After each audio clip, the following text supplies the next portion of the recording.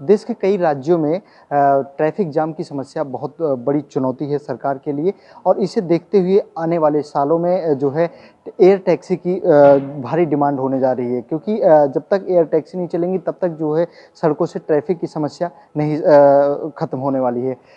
चलो mobility private India limited की director हैं हमारे साथ प्रिया सिंह जी, उनसे बात करते हैं क्योंकि वो लोग जो है एयर टैक्सी की दिशा में काम कर रही हैं।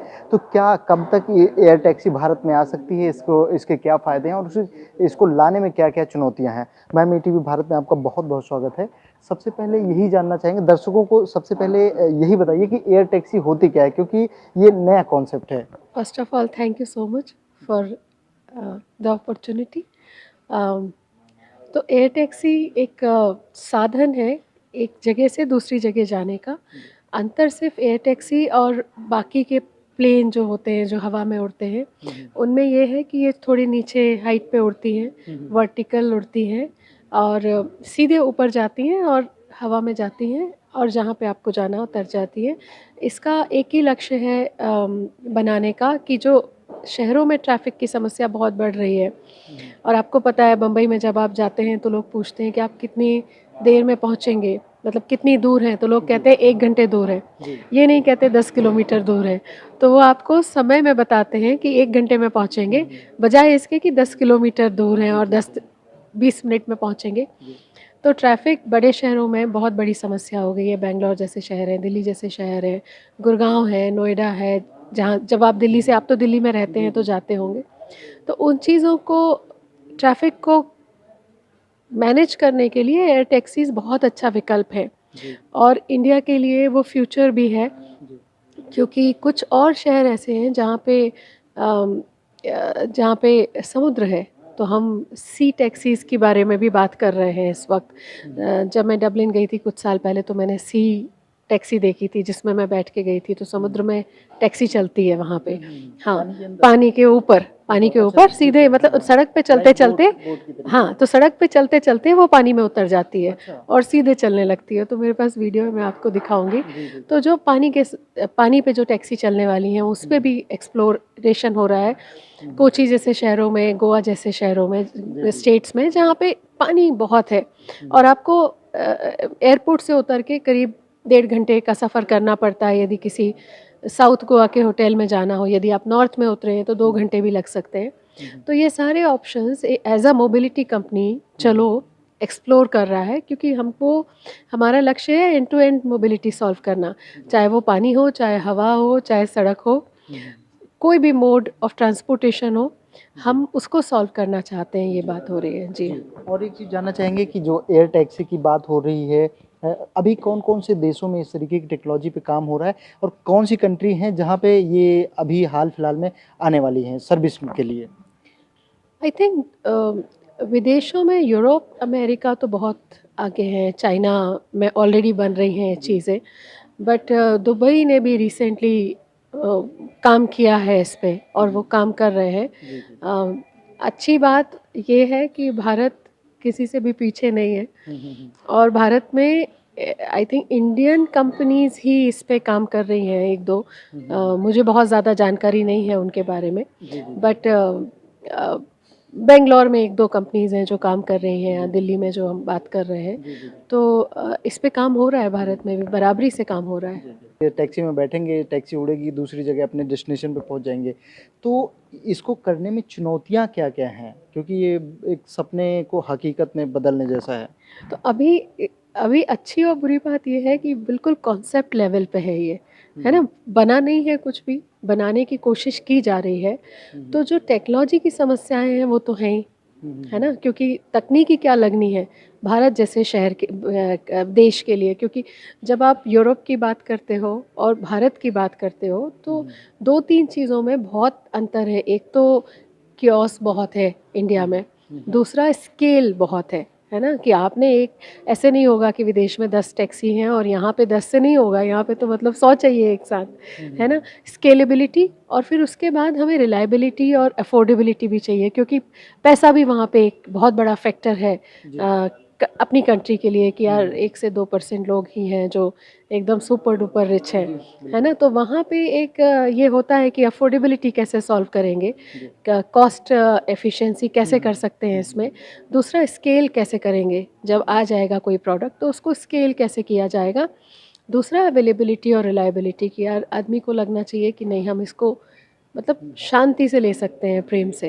तो वो टेक्नोलॉजी के अलावा ये सारे चैलेंजेस, सोशल चैलेंजेस भी हैं। जी। मैम, सरकार भी इसको बढ़ावा दे रही है इस तरीके की टेक्नोलॉजी लाने के लिए, तो क्या सरकार से मदद मिल रही है जो इस तरीके की पे काम कर रहे हैं, इस प्रोजेक्ट्स पे काम कर रहे हैं? देखिए इसका बड़ा जवाब दे दूँगी मैं, क्योंकि जिस तरह इस वक़्त सरकार काम करती है, दे आर वेरी ओपन। बहुत ही ओपननेस है सरकार में, बहुत सारे नई इनिशिएटिव्स को लेकर, स्टार्टअप इंडिया जैसे इनिशिएटिव्स हैं, माय गवर्नमेंट जैसे इनिशिएटिव है, मन की बात जैसे इनिशिएटिव है, जहाँ पे आदरणीय प्रधानमंत्री जी स्वयं कहते हैं कि भाई हमसे बात करो, है ना? प्रमोट करते हैं स्मार्ट सिटी का जो पूरा इनिशिएटिव है वो ऐसा ही इनिशिएटिव था। स्टार्टअप इंडिया का इनिशिएटिव यही है। तो सरकार बहुत ओपन है किसी भी टेक्नोलॉजी के लिए, और सरकार खुद कह रही है कि बेटर काम कीजिए जिससे देश का विकास हो, है ना? आप सुन रहे होंगे श्री पीयूष गोयल ने अभी कुछ महीनों पहले कहा था कि वो काम करो जो देश को नेक्स्ट लेवल पे लेके जाता है, बजाय इसके कि छोटे मोटे काम। मतलब स्टार्टअप में भी सरकार ये देखना चाहती है कि आप कैसे वो काम करोगे, करना चाहिए आपको जिनसे देश, समाज और लोगों का भला हो, बजाय इसके कि आप कोई सामान बेचो या डिलीवरी करो। ये सरकार स्वयं कह रही है ना? बिल्कुल, बिल्कुल। तो जब हम ये काम करते हैं तो हमारे पास बहुत बड़ी उम्मीद है। एयर टैक्सी को लेके आम लोगों के दिमाग में जो सवाल आते हैं ज़हन में, उस पे चलते हैं थोड़ा-सा। तो टैक्सी उड़ेगी कैसे? क्या उड़ाने वाला कोई पायलट होगा या फिर स्वयं उड़ेगी? और इसके क्या ये हेलीपैड जैसी कोई जगह बनानी पड़ेगी या रनवे होगा? क्या होगा? इसके इसके बारे में थोड़ा-सा बताइए। तो आई थिंक 2-3 चीज़ें हैं। एक तो हेलीपैड की ज़रूरत नहीं है, जहाँ तक इस वक्त जो रिसर्च अभी चल रहा है, क्योंकि एक एक बात तो ये है धनंजय जी, ये बहुत ही नया कॉन्सेप्ट है इस वक्त इंडिया के लिए। तो सारा ट्रायल एरर चल रहा है इस वक्त, है ना? एक्सप्लोरेशन चल रहा है। वो तो सड़क पे मतलब एक पर्टिकुलर एरियाज़ में जैसे अपनी कार खड़ी रहती है, आप कार कैसे निकालते हैं? पार्किंग से ही निकालते हैं ना, कार खड़ी रखने के लिए जगह चाहिए, ऐसे ये भी खड़ी रहेंगी, है ना? ये ड्रोन से थोड़े ऊपर उड़ेंगी, ये समझ सकते हैं अपन, क्योंकि ड्रोन ड्रोन तो ऑलरेडी चल ही रहा है ना? आजकल शूटिंग में पूरा ड्रोन घूमता रहता है। तो ये थोड़ा ऊपर उड़ेंगी, मेरे ख्याल से 1000-2000 फीट, 4000 से ज़्यादा ऊपर जाएंगी नहीं। कितने लोग इसमें बैठ पाएँगे? क्या इसमें पायलट भी होंगे? Pilot, I don't think pilot की ज़रूरत होगी। कुछ हो भी सकती हैं पायलट के साथ, या मतलब नहीं भी हो, क्योंकि इतना नया कॉन्सेप्ट है इस वक्त कि बहुत सारे सवालों के जवाब इस वक्त इंडिया लेवल पे, जो जहाँ पे हम काम कर रहे हैं, वहाँ पे हम चाहते हैं कि अपने आप उड़े, है ना? जो जो हम कॉन्सेप्ट के बारे में सोच रहे हैं या बात कर रहे हैं, इस समय जो ट्रायल एंड एरर चल रहा है, अभी शुरू में जब ट्रायल एंड एरर होगा तो लग सकते हैं, है ना? और लोगों को भी उससे निश्चिंता रहती है जब कोई रहता है क्योंकि वो अचानक बैठेंगे और वो मतलब एक एक बिहेवियर चेंज की बात भी है, बट इवेंचुअली आपको ऑटोमेटेड करना पड़ेगा उसको, और वो उसको उड़ना चाहिए। एक चीज़ और जानना चाहेंगे, जैसे वाहन चलते हैं सड़कों पर पेट्रोल और डीजल के हैं, तो बहुत बड़ा पोल्यूशन की एक बड़ी समस्या रहती है, तो क्या ये इलेक्ट्रिक होंगे? नया ही कॉन्सेप्ट है, क्योंकि ईंधन तो लगेगा, अब वो इलेक्ट्रिक कब होंगे कब नहीं होंगे, अ, ये थोड़ा सा क्लैरिटी थोड़ी मुश्किल है इस वक्त, जहाँ पे हमारा काम चल रहा है या हम जिस जिस लेवल पे हैं। अम, इस वक्त दोनों में हाँ, हाइब्रिड हाइब्रिड देख सकते हैं। एक चीज़ और जानना चाहेंगे कि जैसे कि अब लोगों के ज़हन में ये भी आएगा कि बहुत सारी टैक्सियाँ हवा में उड़ रही हैं, एक दूसरे से टकरा गई, तो ये मैनेज करने के लिए, वहाँ ट्रैफिक कंट्रोल करने के लिए क्या सिस्टम ट्रैफिक होगा? मैनेजमेंट जैसे प्लेन का होता है, सड़कों का होता है, इसका डेफिनेटली होगा, है ना? वो तो जब एविएशन में जो प्लेन उड़ रहे हैं उनका एक ट्रैफिक मैनेजमेंट होता है, सिमिलर काइंड ऑफ इनके भी रूल्स होंगे। जब उड़ेंगी तो फिर जी। और चलते हैं थोड़ा-सा, ये बताइए कि एक टैक्सी की लागत क्या होगी? मिनिमम और मैक्सिमम एक अराउंड समथिंग? बहुत मुश्किल है इसको बताना। हाँ, ये थोड़ा कि अभी जब ये नहीं है किराया, तो किराया भी निकालना मुश्किल ही मुश्किल होगा। या अभी तो प्लेन से, देखिए, लेकिन प्लेन से अभी सस्ता पड़ेगा या नहीं? बहुत बहुत मुझे लगता है बहुत सस्ता होगा मेरे ख्याल से। जब फ्लाइंग टैक्सीज़ की बात करते हैं तो जो अपन टैक्सी हायर करते हैं सड़कों पे, उससे ऑफ कोर्स थोड़ा सा ज़्यादा होगा क्योंकि हवा में है और टेक्नोलॉजी अलग है और एक्सपेंसिव टेक्नोलॉजी है। बट इवेंचुअली जैसे आज प्लेन में भी डेमोक्रेटाइजेशन हो रहा है ना, फेयर का, वो हमेशा मतलब धीरे धीरे आएगा, वो शुरू में तो होता ही है। एक चीज़ और कि मान लीजिए अभी सफ़र की बात कर रही थी आप, 1 घंटे का सफ़र है। अ, जो समय 1 घंटे में जो दूरी तय होती थी 1 घंटे में, वो इस मतलब टैक्सी के ज़रिए लगभग 8 से कितने? 10 मिनट, 8 से 10 मिनट मैक्सिमम। कौन-कौन से शहर हैं जहाँ पर अभी पहले उतारा जा सकता है और लगभग कब तक? 2028-29 में आई थिंक आना चाहिए बन के। और शहरों को जब आप टारगेट करोगे तो बेसिकली आप बड़े शहरों को ही टारगेट करोगे जहाँ पे ट्रैफिक की बहुत बड़ी समस्या है ना।